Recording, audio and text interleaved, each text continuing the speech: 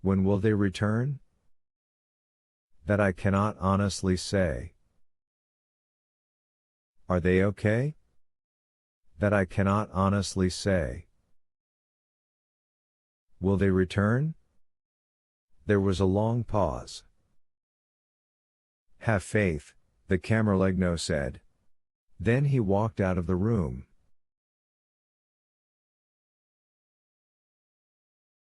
The doors to the Sistine Chapel had been sealed, as was the custom, with 2 heavy chains on the outside.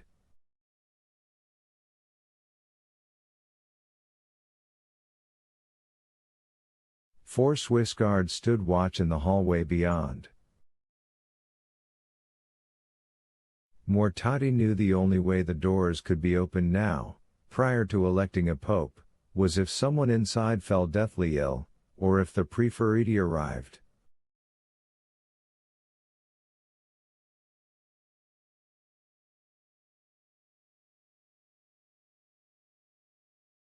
Mortati prayed it would be the latter, although from the knot in his stomach he was not so sure.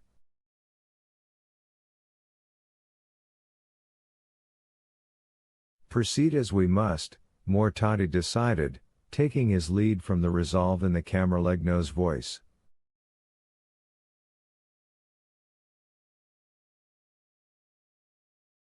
So he had called for a vote.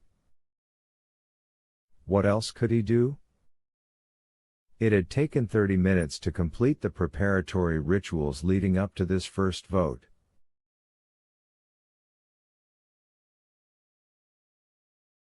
Mortati had waited patiently at the main altar as each cardinal, in order of seniority, had approached and performed a specific balloting procedure.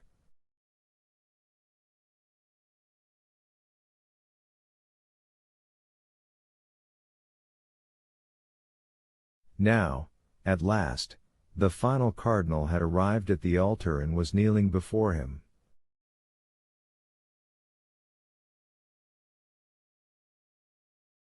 I call as my witness, the cardinal declared, exactly as those before him, Christ the Lord, who will be my judge, that my vote is given to the one who before God I think should be elected.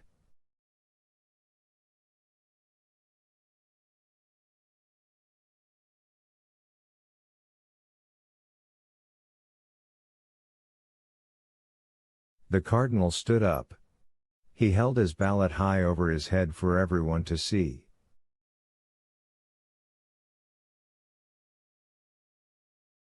Then he lowered the ballot to the altar, where a plate sat atop a large chalice. He placed the ballot on the plate.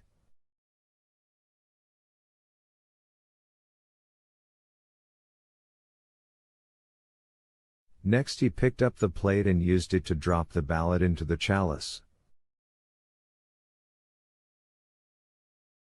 Use of the plate was to ensure no one secretly dropped multiple ballots. After he had submitted his ballot, he replaced the plate over the chalice, bowed to the cross, and returned to his seat.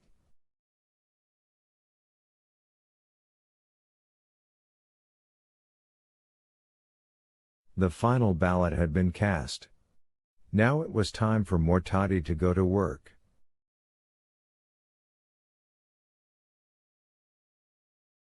Leaving the plate on top of the chalice, Mortati shook the ballots to mix them.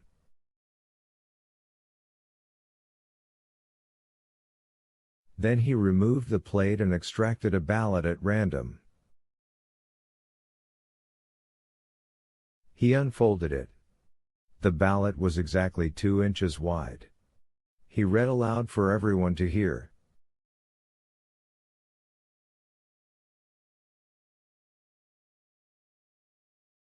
Eligo in summum pontificem.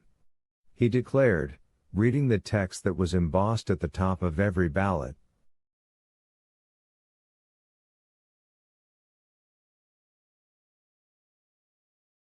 I elect as Supreme Pontiff.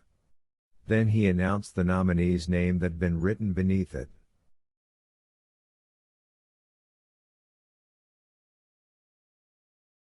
After he read the name, He raised a threaded needle and pierced the ballot through the word aligo, carefully sliding the ballot onto the thread.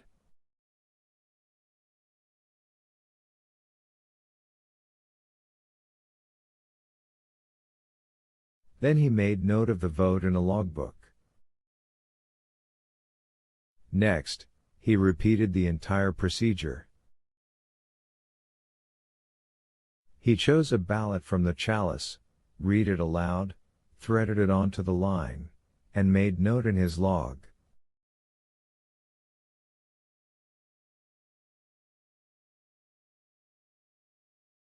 Almost immediately, Mortati sensed this first vote would be failed. No consensus. After only 7 ballots, already 7 different cardinals had been named.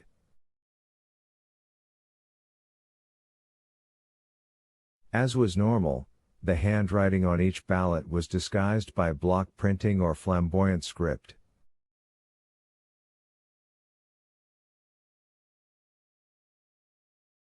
The concealment was ironic in this case because the cardinals were obviously submitting votes for themselves.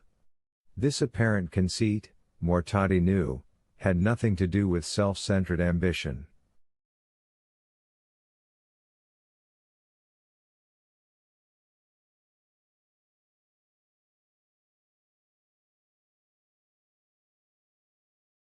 It was a holding pattern. A defensive maneuver. A stall tactic to ensure no cardinal received enough votes to win. And another vote would be forced.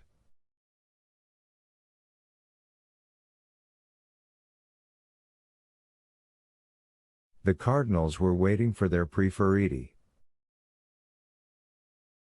When the last of the ballots had been tallied, Mortati declared the vote failed.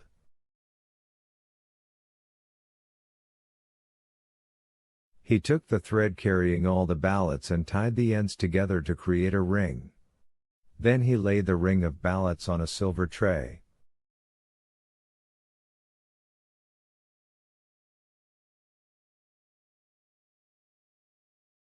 He added the proper chemicals and carried the tray to a small chimney behind him.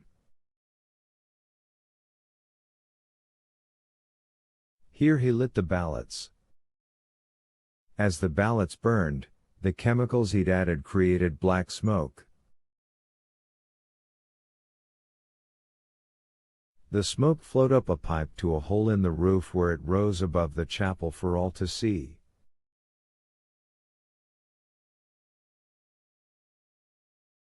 Cardinal Mortati had just sent his first communication to the outside world.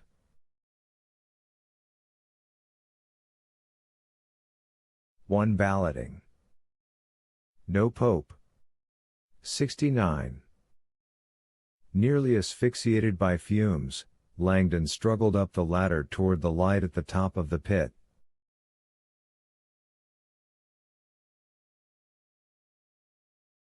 Above him he heard voices, but nothing was making sense. His head was spinning with images of the branded cardinal. Earth. Earth. As he pushed upward, his vision narrowed and he feared consciousness would slip away.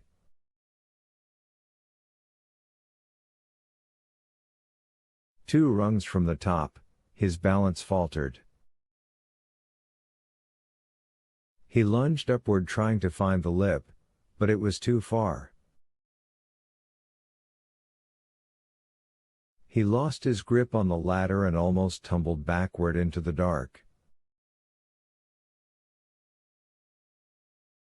There was a sharp pain under his arms, and suddenly Langdon was airborne, legs swinging wildly out over the chasm.